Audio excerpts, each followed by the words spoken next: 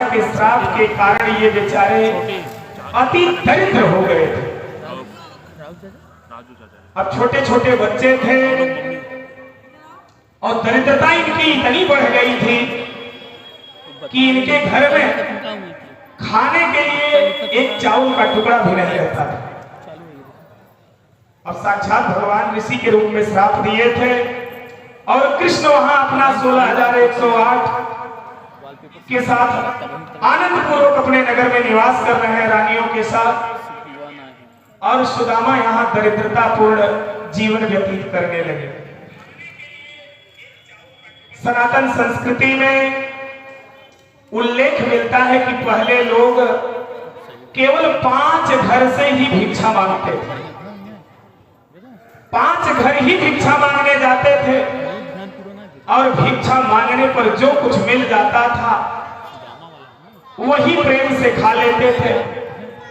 अगर दैव संयोगवश उस 5 घर से कुछ नहीं मिलता था ना, तो संसार में समाज में ऐसे ऐसे संत हुए, महात्मा हुए जो खाली जल पी करके अपना दिन निकाल देते थे। समय बढ़ता गया। एक दिन की बात है कि इनके बच्चे भूख प्यास से तड़प रहे थे। इनके घर में बच्चों को देने के लिए एक अन्न का टुकड़ा भी नहीं था। सुदामा के बच्चे भूख प्यास से बेहबल और सुदामा 5 घर भीख लेने गए हुए थे। संजोग देखिए कि जिन घरों में सुदामा को उस दिन भीख लेने जाना था वो लोग पहले से ही अपना घर बंद करके कहीं बाहर चले गए थे।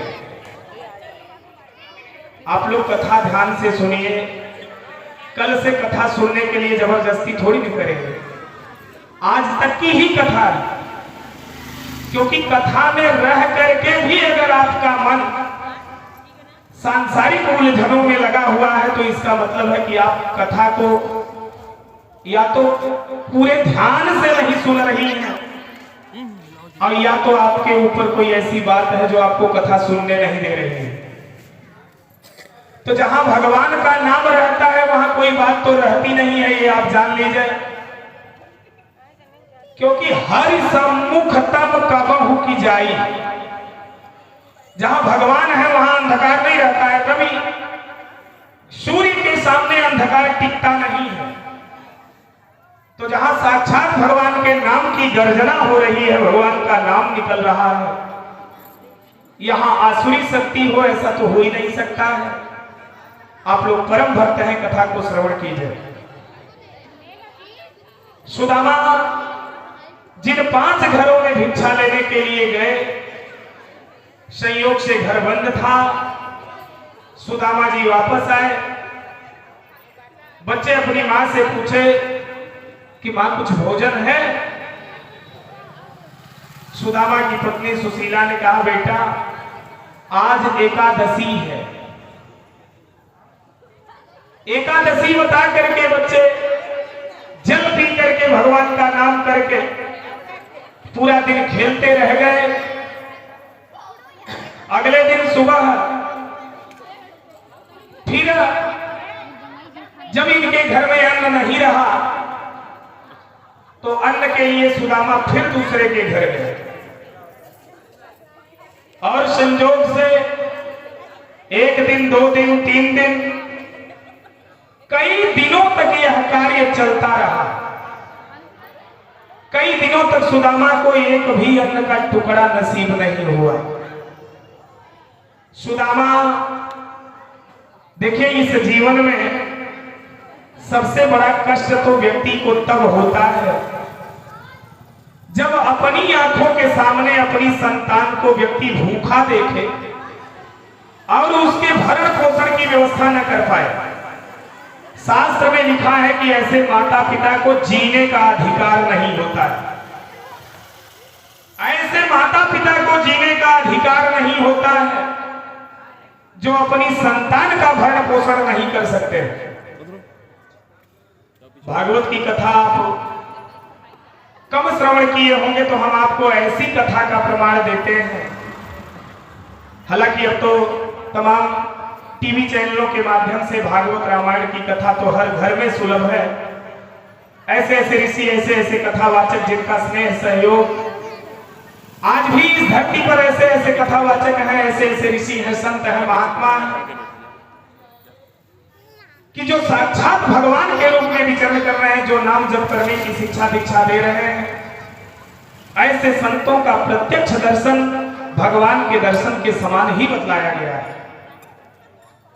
आप सत्यनारायण भगवान की कथा श्रवण किए होंगे। सत्यनारायण भगवान की तो ऐसी कथा है जो हर एकादशी पूर्णवासी को शास्त्र सम्मत सुन लेना चाहिए। लेकिन अगर एकादशी पूर्णवासी में नहीं सुन पा रहे हैं तो 4 महीना, 6 महीना, 1 साल में जरूर 1 बार 2 बार सुन ही लेना चाहिए। द्वितीय अध्याय के प्रारंभ में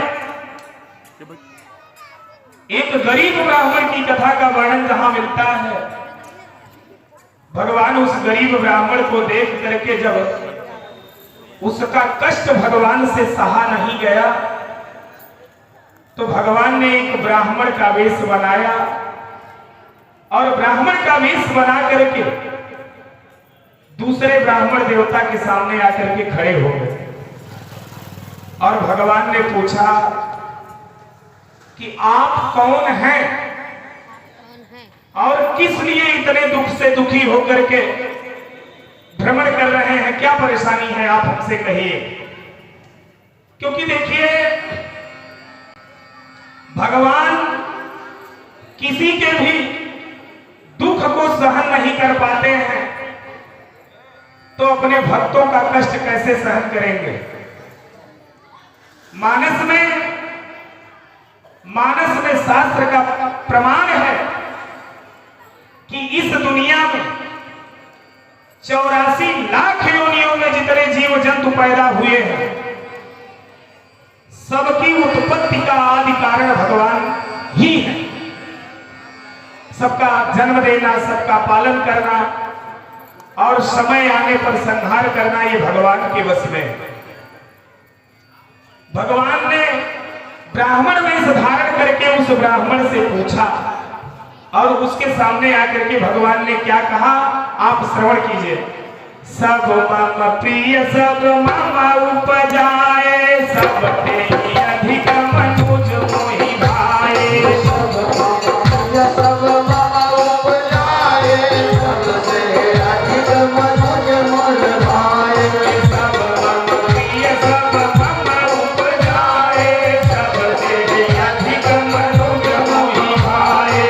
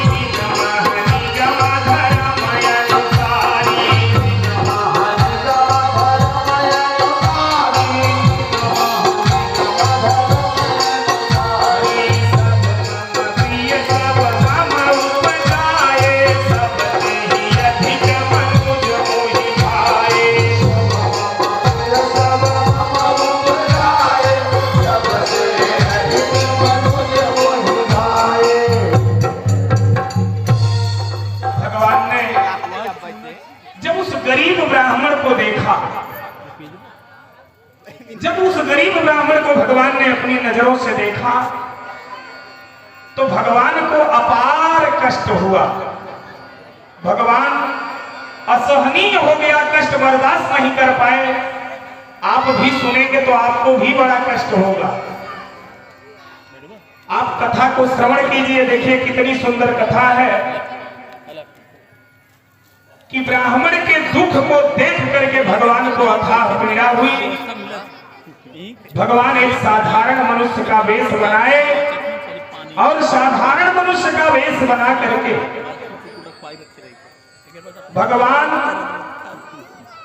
उस ब्राह्मण के सामने आकर के खड़े हो गए और भगवान जो वेश बदल करके आए थे उस ब्राह्मण से कहने लगे कि हे ब्राह्मण देवता, आप कौन हैं और आपके दुख का कारण क्या है, आप हमसे कहिए। ब्राह्मण देवता ने भगवान के सामने अपने दुख का जो कारण कहा था ना, सुन करके आप हैरान हो जाएंगे, परेशान हो जाएंगे और विचार करने पर मजबूर हो जाएंगे। सुदामा वाली स्थिति है। ब्राह्मण देवता ने कहा, महाराज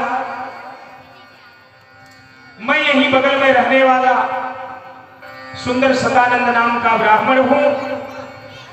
महाराज दिन भर भीख मांगने पर भी मेरे परिवार का पेट नहीं भरता है, मेरे बच्चे भूखे प्यासे मेरी नजरों के सामने तड़पते हैं।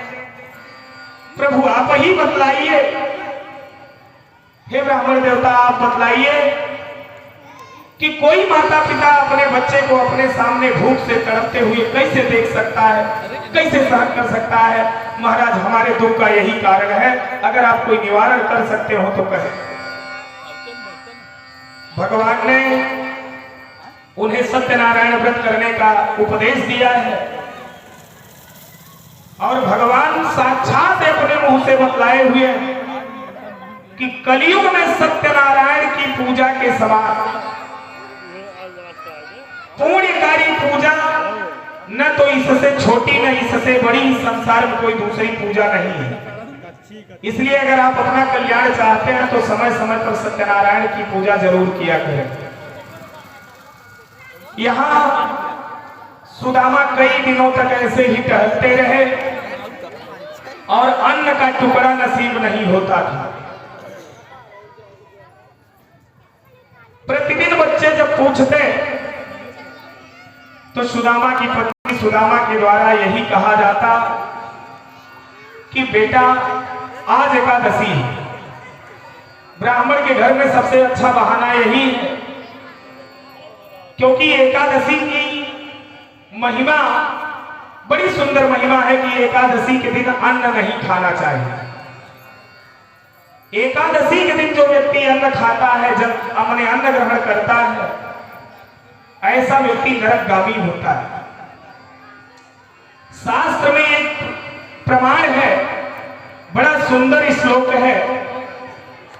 उस श्लोक के माध्यम से भगवान ने बताया है कि कब कब अन्न ग्रहण नहीं करना चाहिए, कब कब भोजन नहीं करना चाहिए। आइए सुनिए और अपने जीवन में उसका पालन करने की कोशिश कीजिए। रवींदु ग्रासे हरि जन्म काले प्राण पयाने हरिवासरे च कन्या विवाहे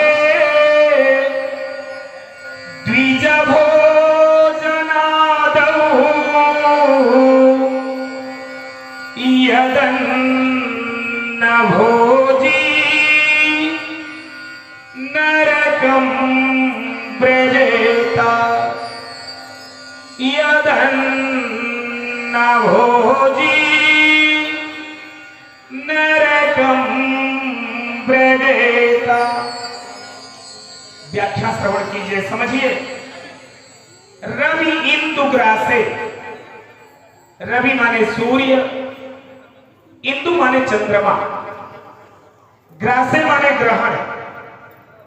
जिस समय सूर्य ग्रहण लगा हो और चंद्र ग्रहण लगा हो, हरि जन्म काले भगवान राम अथवा कृष्ण का जन्म दिवस हो, माने रामनवमी और कृष्ण जन्माष्टमी। प्राण पयाने, अपने किसी निकट सगे संबंधी के प्राण का पयान मतलब कोई अपना इस संसार से प्राण त्याग करके वैकुंठ गया हो, मुक्त हुआ हो, जिस दिन किसी की मृत्यु हुई हो। हरिवासरे च, जिस दिन एकादशी हो, कन्या विवाहे, जिस दिन अपनी बिटिया का विवाह हो, कन्यादान से पूर्व अन्न ग्रहण नहीं करना चाहिए। द्विज भोजनादौ, आपके घर में कोई ब्राह्मण आया हुआ है, मेहमान आया हुआ है, घर आए हुए ब्राह्मण और अतिथि मेहमान को बिना खिलाए अन्न ग्रहण नहीं करना चाहिए, अन्न नहीं खाना चाहिए। कब कब? सूर्य ग्रहण के समय, चंद्र ग्रहण के समय, रामनवमी, कृष्ण जन्माष्टमी, एकादशी, और जब किसी निकट संबंधी की मृत्यु हो, और बिटिया के विवाह के दिन, और घर आए हुए मेहमान और ब्राह्मण को भोजन कराने से पहले व्यक्ति को अन्न ग्रहण नहीं करना चाहिए। ऐसे समय पर जो अन्न ग्रहण करता है वह साक्षात नरकगामी होता है। ऐसा व्यक्ति सीधे तौर पर नरक जाता है। लेकिन यहां शास्त्र ने थोड़ी सी छूट माने रिलैक्सेशन दिया है, रिलैक्स किया है। शास्त्र ने कहा कि उपरोक्त बताए गए नियम, उपरोक्त बतलाए गए नियम और धर्म का पालन सामर्थ्यवान लोगों के लिए ही है। जो सामर्थ्यवान लोग हैं उन्हीं को इस तरह के नियमों का पालन करना चाहिए। जो छोटे छोटे बच्चे हैं, जिनको किसी तरह की बीमारी है, और जो बुजुर्ग हो गए हैं, जो वृद्ध हो गए हैं, उनके ऊपर ये नियम लागू नहीं होते। याद रखिएगा, ये नियम बालक, रोगी, वृद्ध को छोड़कर ही लागू होते हैं। क्योंकि कालिदास जी ने एक बड़ा सुंदर श्लोक लिखा है, आद्यम शरीरम खलु धर्म साधनम। मान लीजिए कोई व्यक्ति, आज के समय में तो शुगर और हार्ट की बीमारी ऐसे फैल रही है जैसे हर घर में आलू सब्जी। हर दूसरा तीसरा व्यक्ति कोई कह रहा है कि हमको शुगर है, कोई कह रहा है कि हार्ट से परेशान। आधुनिक खेती की देन है, जो लोग आधुनिकता के चक्कर में पड़ करके कीटनाशक रसायनों का प्रयोग कर रहे हैं। गाय भैंस कोई रखेगा नहीं, गोबर खाद किसी के पास है नहीं है। फसल का उत्पादन बढ़ाने के लिए अंधाधुंध रसायनों का प्रयोग हो रहा है। कालिदास ने लिखा कि आद्यम शरीरम खलु धर्म साधनम। मान लीजिए किसी को भगवान की पूजा सुननी है, भगवान की कथा करनी है, अब पंडित जी ने कहा कि हम 1 बजे आएंगे, तब तक आप व्रत रखिए। अब पता चला कि 1 बजे तक व्रत रखवाने के चक्कर में जिस बेचारे को शुगर है, जो बीपी की दवा खाते हैं, उनका तो काम तमाम हो जाएगा। इसलिए शास्त्र ने पूरी इजाजत दी कि ऐसे लोगों को औषधि का सेवन करने के लिए जो ग्रहण करना पड़े आप उसको ग्रहण कर लीजिए। कुछ लोग प्रश्न करते हैं कि गुरुजी हम बीमार हैं और हमको व्रत रखना है, तो क्या हम दवा खा सकते हैं? खुले मंच पर हम आपको बतला दे रहे हैं कि शरीर रक्षा के लिए, शरीर की रक्षा के लिए आपको जो करना पड़े आप वो करिए, आपका व्रत खंडित नहीं होगा। लेकिन आप सामर्थ्यवान होकर के भी अगर इस तरह का अनर्गल काम करेंगे तो आप पाप के भागीदार होंगे और आपका व्रत पूर्ण नहीं माना जाएगा, खंडित हो जाएगा। बालक रोगी वृद्ध के ऊपर किसी तरह का कोई नियम कानून नहीं चलता है। किसी को कुछ हो जाए, छोटा बच्चा है, भूखा है, तो भोजन चाहिए। वहां सुदामा के बच्चे दिन प्रतिदिन भूखे हैं। यहां इनकी इतनी दुर्दशा है। एक दिन किसी के द्वारा सुदामा जी की धर्म पत्नी सुशीला जी को यह ज्ञात होता है, और पहले के प्रसंग में सुदामा के द्वारा भी इनको यह पता था कि कृष्ण हमारे बचपन के मित्र हैं, बचपन के मित्र कृष्ण हैं। एक दिन सुशीला ने भगवान से कहा कि प्रभु हम लोग इतने संकट में हैं, हमारी कोई मदद नहीं हो रही है। देखिए, मन से अगर आप किसी को याद करोगे ना तो परमात्मा जरूर कोई न कोई रास्ता निकालेंगे। इनके अंदर, सुशीला के अंदर यह बुद्धि जागृत हुई कि इस तरह का दुख सहने से अच्छा है कि सुदामा अपने मित्र से जाकर के मदद मांग ले, क्योंकि मुसीबत में ही तो मित्र से मदद मांगी जाती है, मुसीबत में ही मित्र काम आता है। सुशीला ने अपने पतिदेव सुदामा जी से कहा कि श्रीमान जी, त्रिलोकीनाथ भगवान आपके इतने बड़े मित्र हैं, बचपन के सखा हैं, और ऐसे सखा के रहने पर भी अगर हम लोगों की ये दुर्दशा है, दुर्गति है, तो ऐसे मित्र धर्म का क्या मतलब होता है। देखिए, बड़ा गूढ़ प्रसंग है, बड़ी मार्मिक कथा है। सुदामा जी थे बड़े स्वाभिमानी ब्राह्मण। सुदामा जी ने सुशीला से कहा कि सुंदरी, विपत्ति एक निर्धारित समय के लिए जीवन में आती है। ध्यान से सुनिएगा, जीवन में जो दुख आता है वो बड़े थोड़े समय के लिए आता है, लेकिन अगर उसी दुख में कोई आपकी मदद कर दे, आपका पड़ोसी, तो पूरे जीवन भर वो आपके सामने खड़ा होकर यह एहसान गिनाता है। सुदामा जी ने कहा कि हम भीख मांगकर खा लेंगे, हम अपने प्राणों का परित्याग कर देंगे, लेकिन हम इस स्थिति में अपने मित्र के दरवाजे नहीं जाएंगे। गीत सबको पता है कि मड़ई में दिनवा बितैबे पगली, भूली हरि के दुआरे नहीं जैबे पगली। भगवान के, हम आपको ज्यादा से ज्यादा कथा सुनाने के चक्कर में पड़े हैं। भगवान के घर जाने के लिए ये तैयार नहीं हो रहे हैं। सुदामा को सुशीला जी के द्वारा जब बार बार प्रेरित किया जाता है कि नहीं आप जाइए, नहीं आप जाइए, अरे यहां बच्चों की ये दुर्दशा, कम से कम हमारे लिए नहीं, अपने लिए नहीं तो बच्चों के लिए तो जाइए। बच्चों के विषय में जब बार बार सुशीला के द्वारा प्रेरित किया गया तो भगवान के मन में यह भाव आया कि अच्छा ठीक है, हम चलेंगे, लेकिन अब यहां एक संकट और जबरदस्त आ गया कि देखिए, कभी भी किसी के घर खाली हाथ नहीं जाना चाहिए, वो भी रिश्तेदारी में, और मित्र के यहाँ तो कतई खाली हाथ नहीं जाना चाहिए। नहीं तो अब तो मॉडर्न टेक्नोलॉजी वाले जो नए नए बच्चे हैं तुरंत पूछे मिठाइया कहाँ बा। भगवान के मन में भी यही ख्याल आया।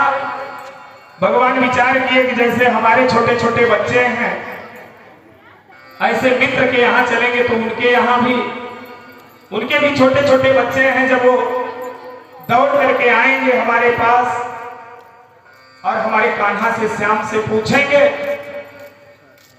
कि पिताजी आपके मित्र आए हैं तो हम लोगों के लिए क्या लेकर के आए हैं।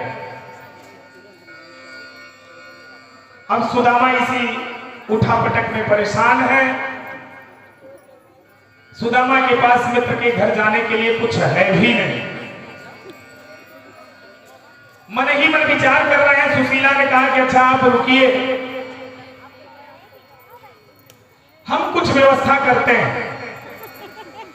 पड़ोस के अगल बगल के कुछ घरों में सुशीला दौड़ करके गई और कुछ चावल मांग करके लाई, और जितने घर से चावल मिला था,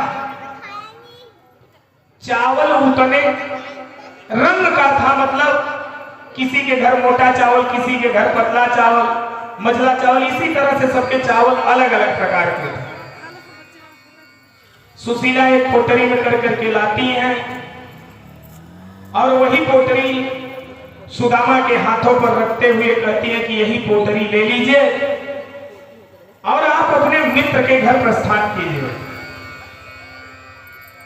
सुदामा बड़े संकट में पड़े हुए हैं, मन ही मन विचार कर रहे हैं कि कहां मड़ई मड़हा में रहने वाले हम, कहां महल अटारी में रहने वाले, ऐसे त्रिलोकीनाथ के घर हम कैसे किस मुंह से जाएंगे। हम वहां पहुंचेंगे तो लोग हमको देख करके हमारे विषय में क्या सोचेंगे। और दूसरी बात यह है कि हम बचपन से अब तक तो फिर कभी गए नहीं, तो हम कैसे पहचानेंगे, हम कैसे पहचानेंगे कि हमारे मित्र का घर कहां है, हम मित्र से कैसे मिलेंगे। आइए एक भजन के माध्यम से सुदामा जी भगवान से मिलने चलते हैं, फिर आगे की कथा हम आपको श्रवण कराते हैं। अरे कैसे आऊं द्वारिका दूर बतोरी जगरिया, सुवरिया हमारी लैला प्रभो। कैसे आऊं द्वारिका दूर बतोरी जगरिया, सुवरिया हमारी लैला प्रभो।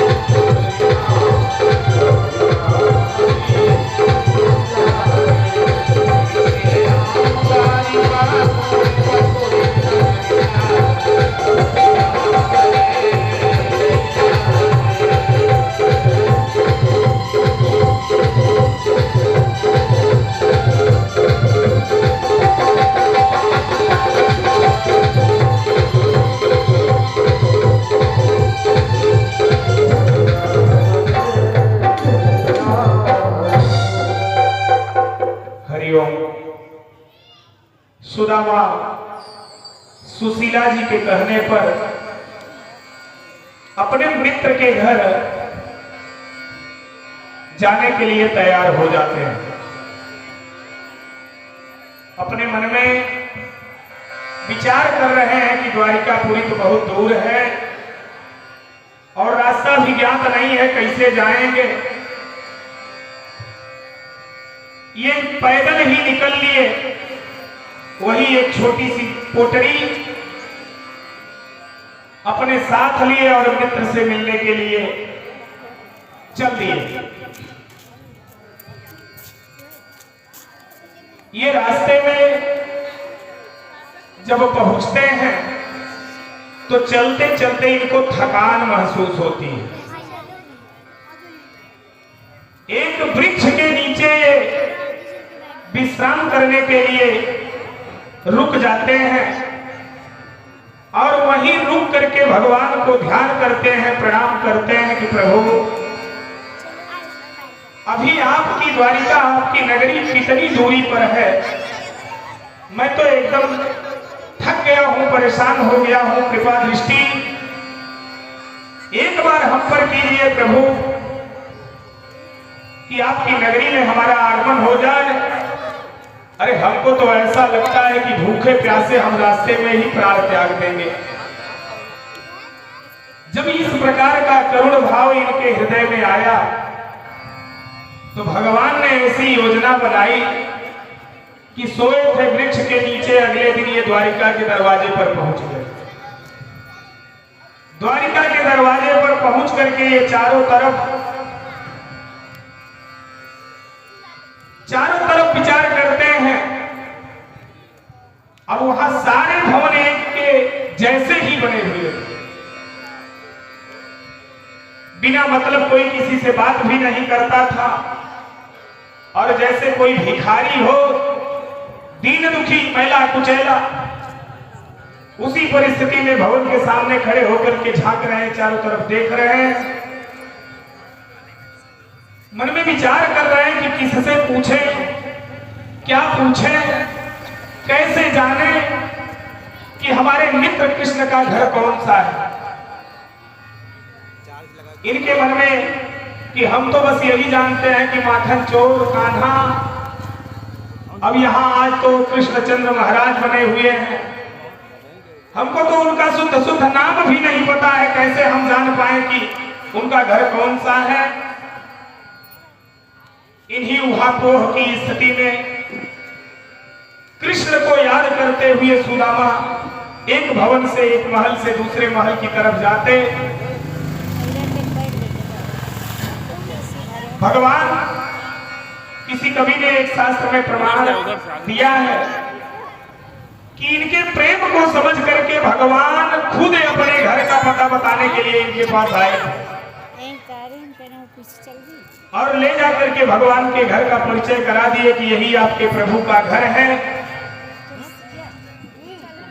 बतला करके वो आगे अंतर ध्यान होकर के चले गए।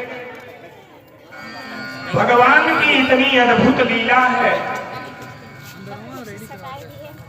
कि सुदामा जी जब इनके दरवाजे पर पहुंचते हैं तो वहां एक द्वारपाल से इनकी मुलाकात होती है और द्वारपाल से जाकर के ये कहते हैं कि अरे द्वारपालों, कन्हैया से कह दो कि मिलने सुदामा गरीब आ गया है।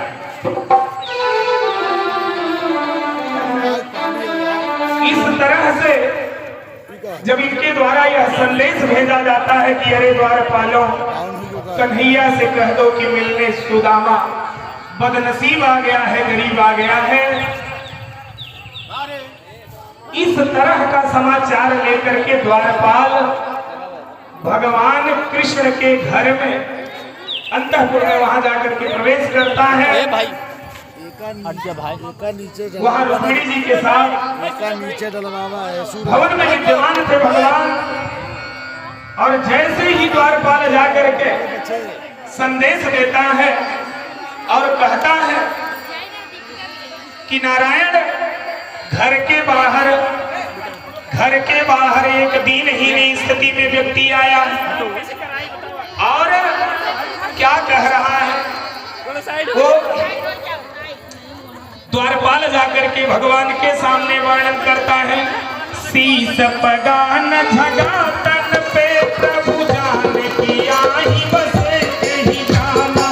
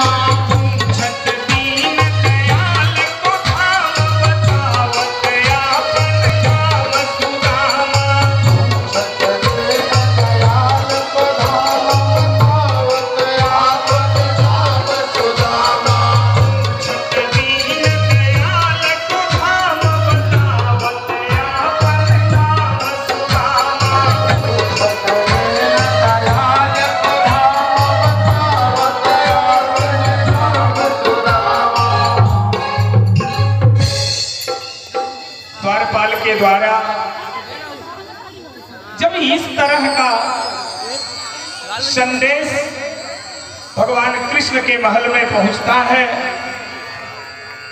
भगवान कृष्ण के सामने द्वारपाल जाकर के कहता है कि महाराज जी, एक व्यक्ति ऐसे आया है जिसके सिर के ऊपर पगड़ी भी नहीं है, तन पर कोई वस्त्र भी नहीं है, पैर में उसके कांटे चुभे हुए हैं, पैर में उपाना मतलब जूता चप्पल भी खड़ाऊ भी नहीं है। पहले रास्ता खाली। हे प्रभु, और तो और एक मैली कुचैली फटी सी धोती पहने हुए जो कई जगह से फटी है और सिली गई है। हे प्रभु, इस प्रकार से आपके दरवाजे पर खड़ा होकर के वह व्यक्ति बार बार आपके भवन की तरफ देख रहा है, बार बार आपके भवन की तरफ देख रहा है और अपना नाम सुदामा बता रहा है, अपना नाम सुदामा बता रहा है। जैसे ही चलो भगवान सुदामा का नाम सुने, भगवान सुदामा का नाम सुन करके उनके स्वागत के लिए दौड़ पड़ते हैं।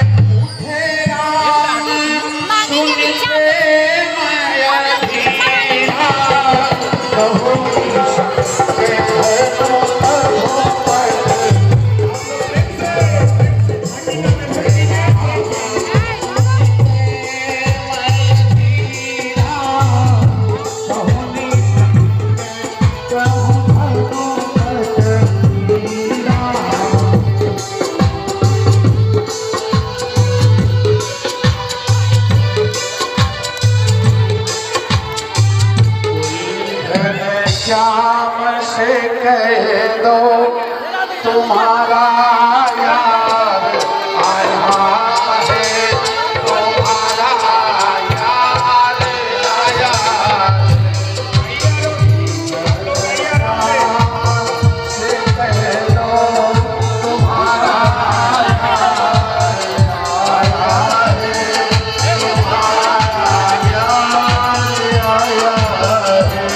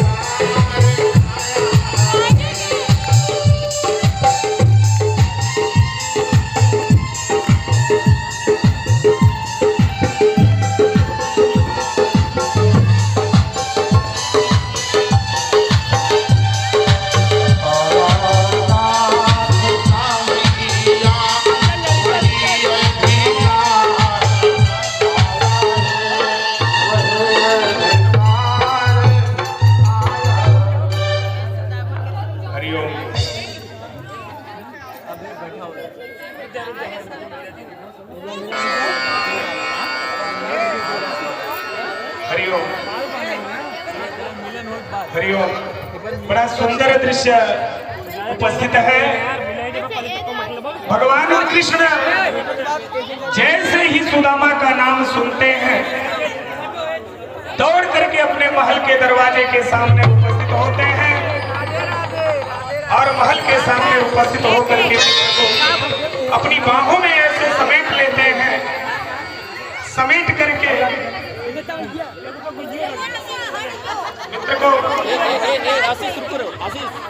मित्र को अपनी बाहों में ऐसे समेट लेते हैं कि जैसे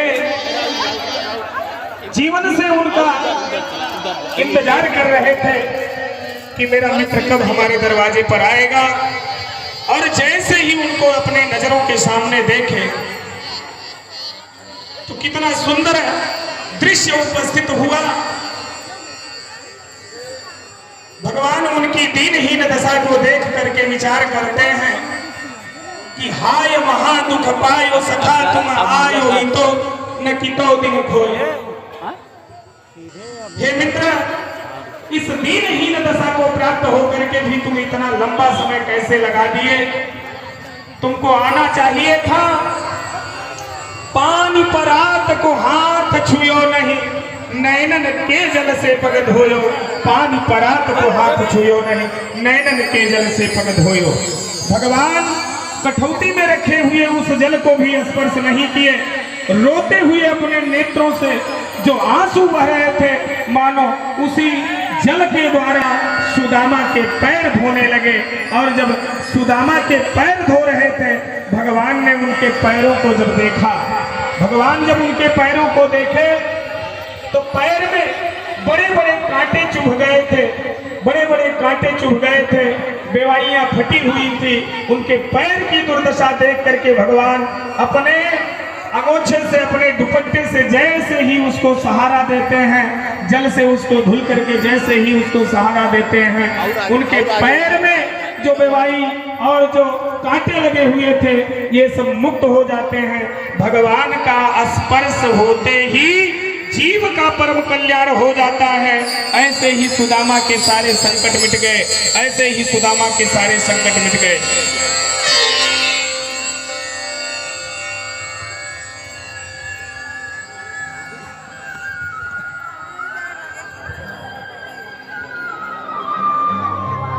आप लोग गीत के माध्यम से कहानी को श्रवण करिए। इसके आगे हम आपको आगे की कथा बतलाते हैं। झांकी का दृश्य है, गीत के माध्यम से श्रवण करिए। रोका है, किधर जाता है? सुदामा ने प्रार्थना की, ऐ द्वारपालो,